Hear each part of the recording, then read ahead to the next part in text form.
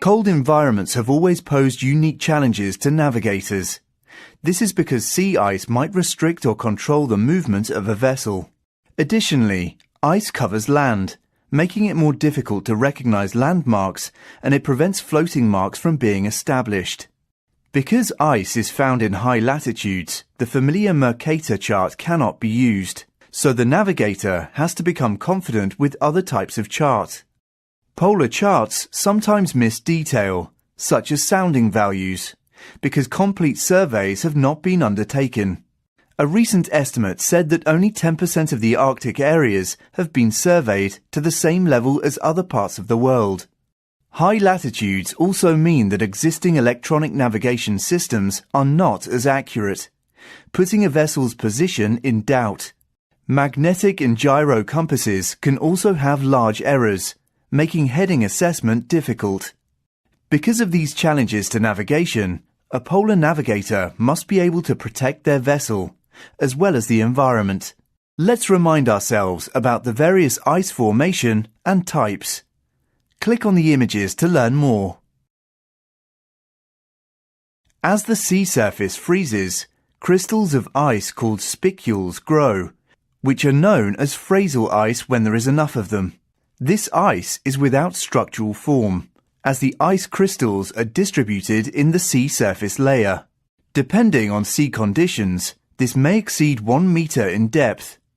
Phrasal ice gives the sea a thick texture and a matte appearance. As freezing continues, phrasal ice becomes sugar, which is an accumulation of white ice lumps that are a few centimeters in size. Eventually, the whole sea surface freezes over to form neilasse, which is ice up to 10 centimeters thick and forms a thin elastic crust. As neilasse develops, it can look dark with white patches. Falling snow will increase its thickness and cause it to look whiter. It is then called young ice, which is up to 30 centimeters thick. If young ice survives its first summer, it is then classified as old ice or multi-year ice. It has a bluish look to it in contrast to the greenish look of new ice. Old ice is harder, so the potential for damage to the vessel is greater. During the summer melt period, water puddles form on the surface of old ice, and small hills are then formed called hummocks. The illustration shows hummocks and puddles, as well as ridges caused by pressure or ice riding up. At the North Pole, there is mainly sea ice, in contrast to the South Pole, where there is land with ice on it extending into the sea. In other areas of the world, seasonal ice is found. Ice varies with local characteristics, but there is one characteristic that is common, and that is its ability to damage a vessel. All ice must be given great respect by the navigator and ship handler. Land ice is formed from hard-packed snowfall and often ends up sliding into the sea.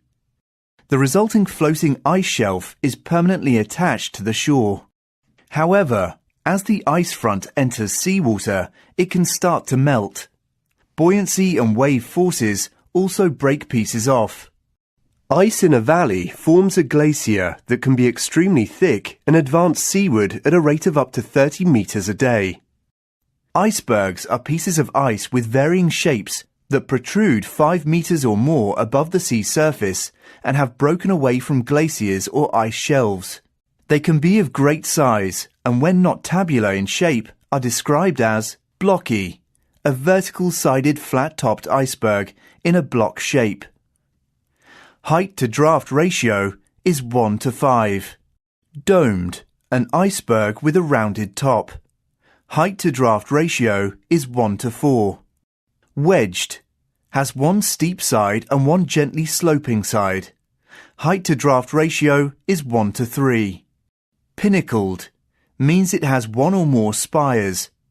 Height to draft ratio is 1:2. Dry docked is an iceberg with a slot or channel cut into it. Height to draft ratio is 1 to 1. One of the biggest icebergs recently recorded was estimated to be 11,000 square kilometers in area, and it broke off from the Ross Ice Shelf in Antarctica. Younger block or tabular icebergs are more affected by current flow than wind force, because there is more below the water than older ice, such as a dry dock iceberg. As with pack ice, an iceberg will drift in a direction that is the resultant of the forces from wind, Coriolis effect, and current.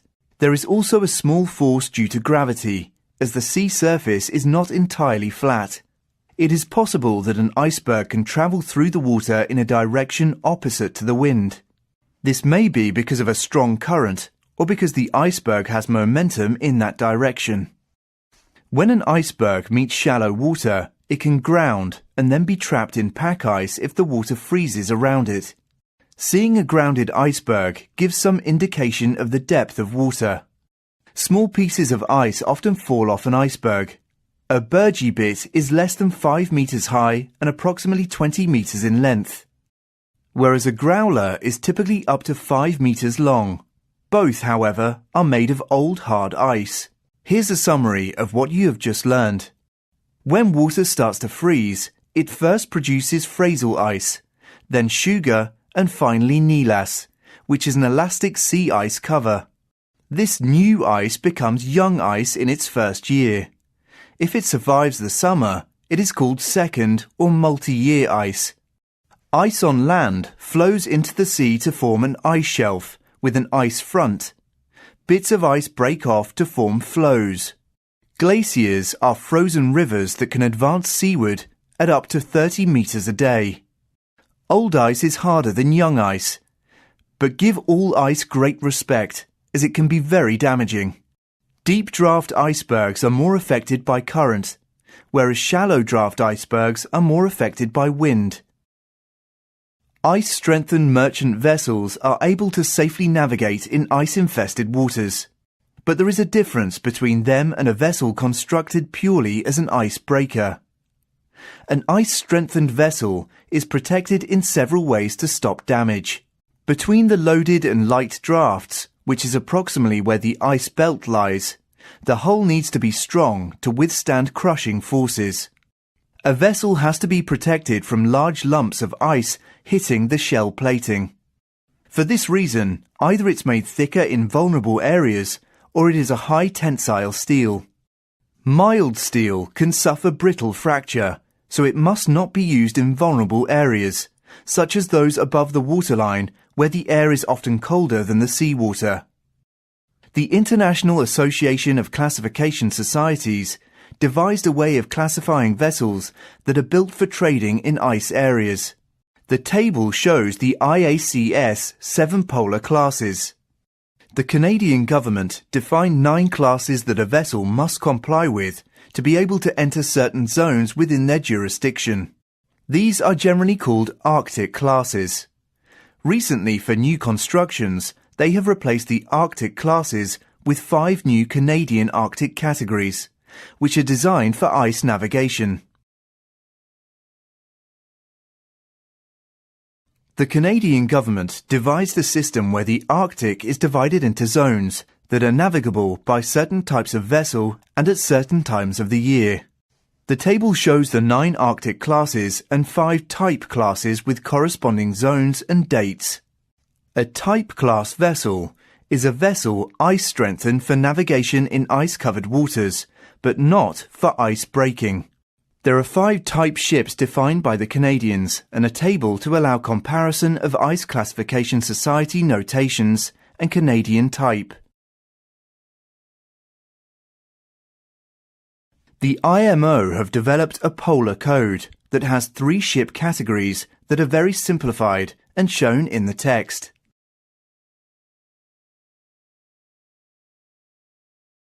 This is the part of an ice-class vessel that most mariners recognize. It is a wedge-shaped structure above each rudder to help protect it from ice when the vessel is moving astern. It stops ice getting wedged between the top of the rudder and the hull, and usually gives protection up to 2 degrees either side of amidships. An ice knife is usually a larger feature than a rudder horn, and it can be fitted on the forepart of a vessel as well as the stern area. It is designed to cut ice and when a vessel is backing to protect the rudder. An Arctic-class vessel is also fitted with rudder stops to prevent excessive loading of the hydraulic system with ice up against an off-centered rudder. The other noticeable characteristics of high ice class vessels are the shape of the hull in the bow and stern areas. There is often no bulbous bow and the bow section is commonly spoon-shaped, with the shell plating convex rather than the concave shape seen in a non-ice class vessel.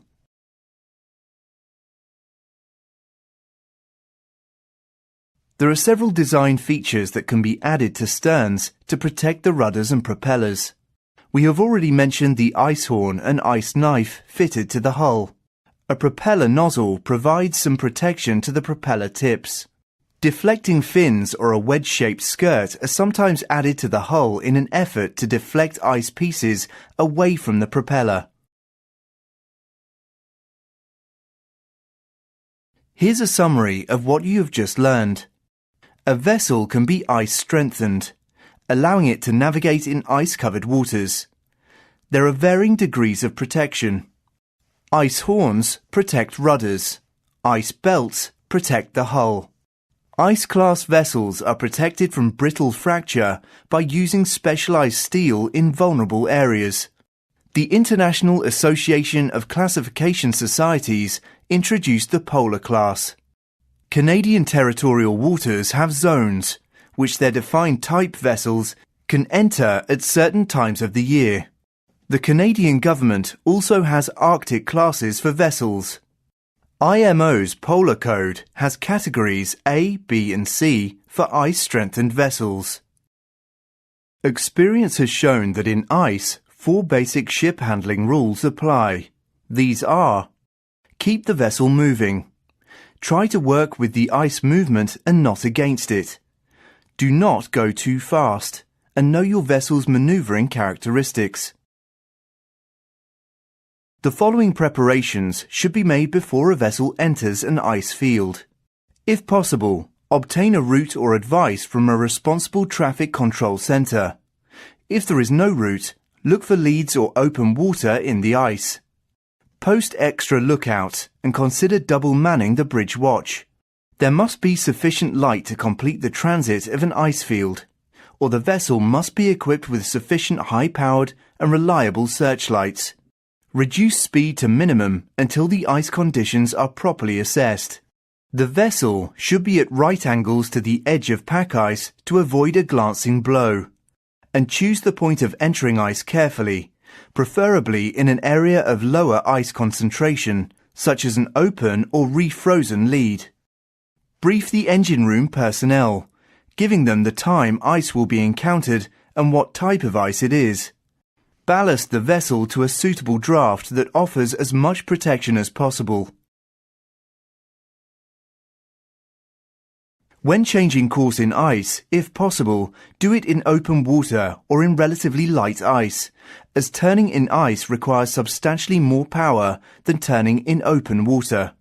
Care must be taken when turning in an open water area, as the lateral speed of the stern can be surprisingly high, which makes it vulnerable to damage if the quarter makes contact with ice. The vessel will have a strong tendency to follow the path of least resistance. Turning out of a broken channel or lead may be difficult or even impossible. Backing in ice is a risky maneuver unless the vessel is designed for stern-first operations, as it exposes the rudder and propeller to ice. With the rudder amidships, it is protected by the ice horn. If ice starts to build up under the stern, use a short burst of a head power to clear it. The easiest way to avoid being beset is to avoid areas of ice under pressure, which commonly happens when wind causes open pack ice to close, or when water flow moves ice towards dense pack ice or land, closing up an open channel. Pack ice that has been under pressure for some time will deform, overriding as rafts or piling up as ridges. The top of a ridge is often called a sail and can be 2 meters above the surrounding ice. But the base or keel could be several meters below, which means they should be avoided. The risk from being beset increases greatly in old or glacial ice, as the pressure on the hull is much greater. When in pack ice, a frequent check should be made for any signs of the channel closing behind the vessel. Normally, there will be a slight closing from the release of pressure as the vessel passes through the ice. But if the ice begins to close up completely behind the vessel, it is a strong sign that the ice is under pressure. When approaching a berth in ice-covered waters, monitor the distance and approach with caution, because variation in ice thickness can result in a sudden increase in the closing speed of the bow. Bring the vessel alongside with as little ice as possible trapped between it and the berth. Once alongside, do not allow ice to force its way between the vessel and the berth. Ice conditions can change quickly, so you should keep the engine on standby and not allow the rudder or propeller to become frozen in. Towing on a line in ice is possible, but it is not done in certain parts of the world because of the high risk. The tug master can have difficulty maneuvering when attached to a vessel in ice, and at times the strain on the tow line is much greater due to the sudden, unexpected movements of both the tug and tow. In Northern Europe, icebreakers are specially designed with a notch in the stern and heavy winches and cables to enable the bow of the towed vessel to be brought up against the stern of the icebreaker and secured. This towing method is known as close-coupled towing and is considered an efficient and safe method of towing in uniform ice conditions. Experience has shown that towing in ice requires specialized skills and specially designed equipment. The use of shock-absorbing tails or tension winches is recommended to stop tow line failure. Here's a summary of what you have just learned. Basic ship handling rules in ice are: keep moving, work with the ice, do not go too fast, and know how to maneuver your vessel.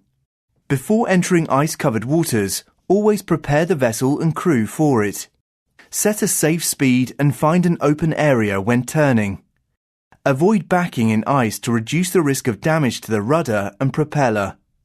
If a vessel is beset, keep the propeller turning, try moving ballast to free it, or await icebreaker assistance. Towing may not be possible in some ice-covered waters, and berthing will take longer. The first principle of successful ice navigation is to avoid stopping or getting beset. Ice navigation requires great patience and can be a tiring business. The long way around a difficult ice area is often the fastest way to reach port or the open sea. Any expected fuel savings will be more than offset by the risk of damage. Remember that fuel consumption is higher when going through ice. Adequately powered ice-strengthened vessels are able to make independent progress through first-year ice up to 7/10 concentration, without icebreaker assistance. When sailing through open water, it is very important to keep a lookout for ice as well as using broadcast and published information. If the conditions are right and the sea looks oily, suspect that sea ice is forming, so tell the master and all departments on the vessel. Environmental conditions including darkness, fog and falling snow may prevent detection of ice. Position lookouts with binoculars and at night use searchlights for ice that is suspected to be close.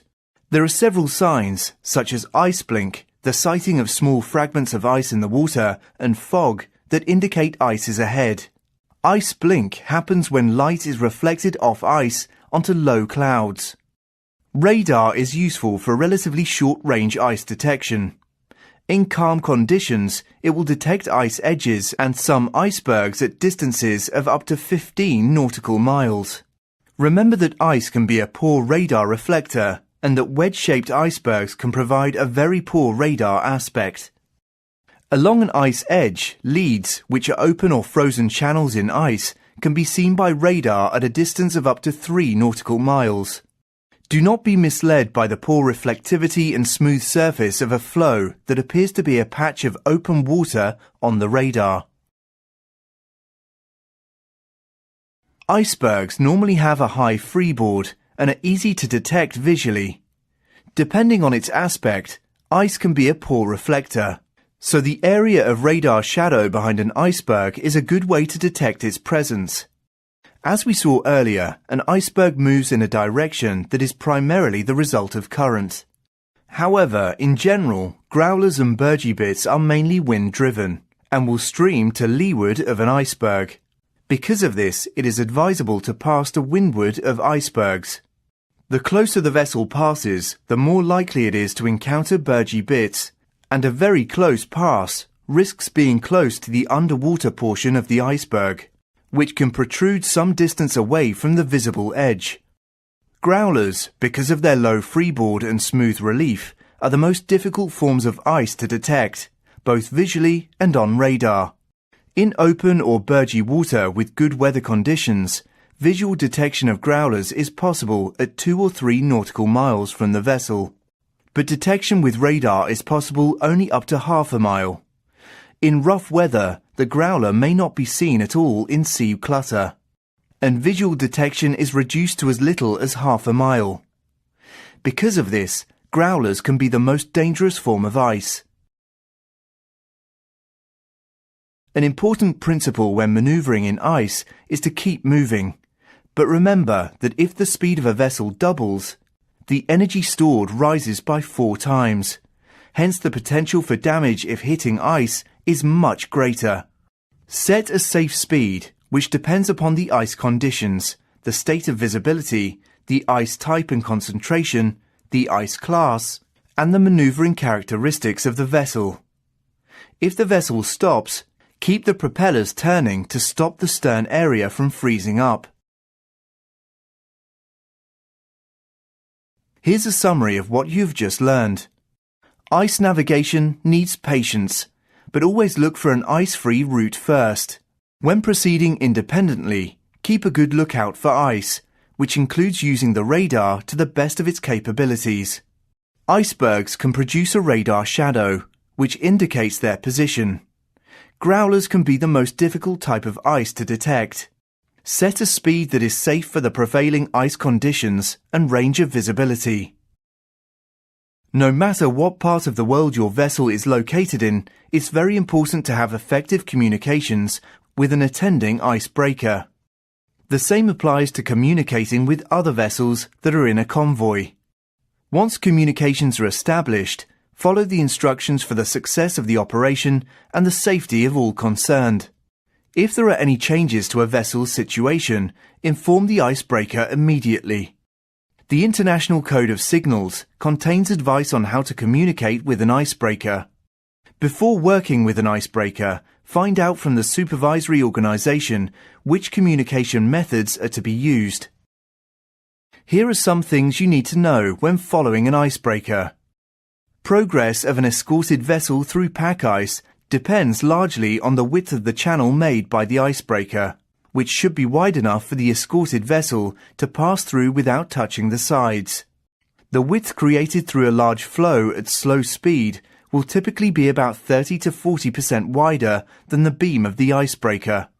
At high speed, and if the ice can be broken by the action of the stern wave, the track may be as much as 3 times that of the icebreaker beam.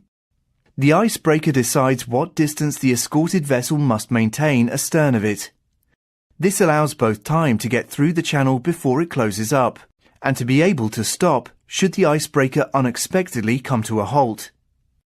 Once this distance has been established, it is the responsibility of the vessel to maintain it. The maximum distance depends on ice conditions and how long the channel will remain passable. A large distance is safer, but it increases the possibility of the channel closing and getting beset, which would need a freeing operation by the icebreaker. With 9/10 concentrations or higher of pressurized pack ice, the broken channel will have a tendency to close quickly behind the icebreaker. This means keeping a very close escort, and it increases the risk of getting beset. When an icebreaker breaks a channel, If there is open water close by, the broken flows clear the channel with an outward movement. But in heavy pack ice, the flows have limited space, so they tend to stay in the broken channel. An icebreaker contacting ice flows may give them sufficient momentum to overcome the indraft at the stern. If this doesn't happen, flows will be drawn into the broken channel astern of the icebreaker. When an icebreaker proceeds at slow speed through ice, flows slide along its hull remaining largely intact. At high speed, the flows are shattered into many smaller pieces, thus reducing the possibility of damage to the vessel following in the broken channel. The higher speed assists the escorted vessel, provided it can maintain a safe distance. When a vessel under escort has stopped for any reason, the icebreaker should be immediately notified. If the vessel is beset, keep the propeller turning its slow ahead to keep ice away from it. The engines should be stopped only if requested by the icebreaker. Freeing a vessel that is beset during escort is usually done by the icebreaker backing down the track, cutting out ice on either side of the bow of the beset vessel, and then passing back along the vessel's side. The approach can be made on either side in moderate winds, but in strong winds, a decision as to which side to cross ahead will be determined by which of the two vessels is more influenced by the wind. On some occasions, the icebreaker may pass down one side of the beset vessel, turn astern of it, and pass up on the other side, thereby releasing pressure from both sides. Another way to assist a beset vessel is the free and proceed system, in which the beset vessel, once freed, is directed to proceed up the track made by the icebreaker in backing, while the icebreaker initially follows behind. The icebreaker then proceeds at full speed to overtake and pass the escorted vessel. This cuts down the number of freeing operations and improves progress. To free a vessel beset that was navigating independently, the icebreaker will normally approach from astern and cross ahead at an angle of 20 to 30 degrees to the beset vessel's heading. Icebreakers usually have blue identifying lights, and they also commonly use two rotating red lights to indicate when the icebreaker has stopped. As an additional warning signal, all icebreakers are fitted with an astern-facing horn, audible up to 5 nautical miles. During close escort work, always watch for flashing red lights and listen for a horn sounding, as this indicates that the icebreaker has come to a standstill. The master of the escorted vessel should treat these signals with extreme urgency and immediately stop the vessel if they are seen or heard. An icebreaker may stop or otherwise maneuver ahead of the escorted vessel without giving these warning signals. Masters must always be prepared to take prompt action to avoid overrunning the icebreaker or a vessel ahead of them in a convoy. Here's a summary of what you have just learned. Icebreakers are often identified with blue lights. Always establish the method of communication with an icebreaker and other vessels in a convoy. The width of the track broken by an icebreaker depends on its beam and the speed used when ice breaking. 2 red lights shown by an icebreaker indicate that it is stopped unexpectedly.